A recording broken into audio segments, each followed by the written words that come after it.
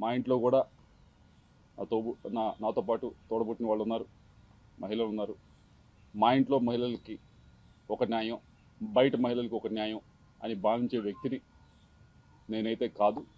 అది తమరు గుర్తుపెట్టుకోవాలని చెప్పి తెలియజేస్తూ ఉన్నాను. రెండో విషయం, ఏదో ల్యాండ్ విషయం అని చెప్పి మాట్లాడారు. ఏదో విశాఖపట్నంలో ఏదో ల్యాండ్ ఉంది అది ఇది మాట్లాడటం జరిగింది. అమ్మ, మేము 45 సంవత్సరాలుగా 1977 నుంచి విజ్ఞాన విద్యా సంస్థలు నడుపుతూ ఉన్నాం. ఈ 45 సంవత్సరాలు పైగా ఉన్న ప్రయాణంలో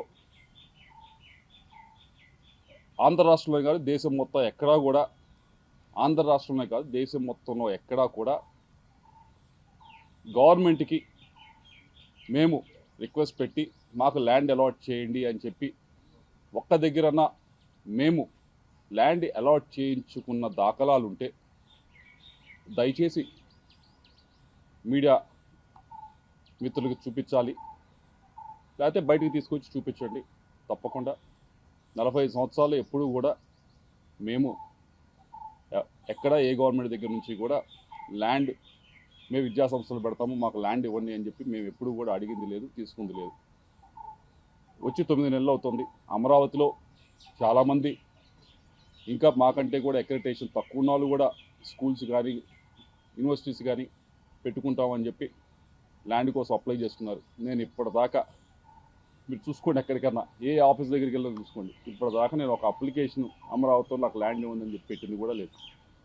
విశాఖపట్నం ల్యాండ్కి సంబంధించి అది 2009లో మేము అప్పుడు కాంగ్రెస్ గవర్నమెంట్ ఉన్నప్పుడు మీకు ఎవరో తప్పు ఇన్ఫర్మేషన్ ఇస్తున్నారు, 2019 అని కాదు, 2009లో కాంగ్రెస్ గవర్నమెంట్ ఉన్నప్పుడు ఆక్షన్ వేస్తే అలాట్మెంట్ కాదు, అలాట్మెంట్కి ఆక్షన్కి కొంచెం తేడా తెలుసుకోండి.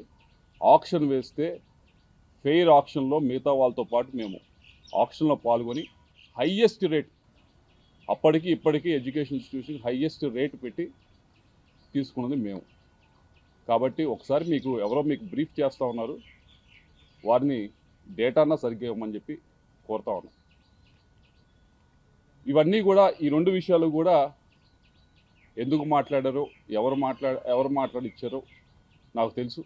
వారి గురించి కూడా చివరిలో నేను మాట్లాడతాను. అయితే ఈ రెండు విషయాలు కూడా, ఒకటి క్యారెక్టర్ అసోసియేషన్ చేసే ప్రయత్నం మీది, ఏదో డేటా గురించి ఫోన్ డేటా గురించి ఏదో మాట్లాడి, రెండవది ఈ ల్యాండ్ ఇష్యూ చేసి మన టాపిక్ ఎలా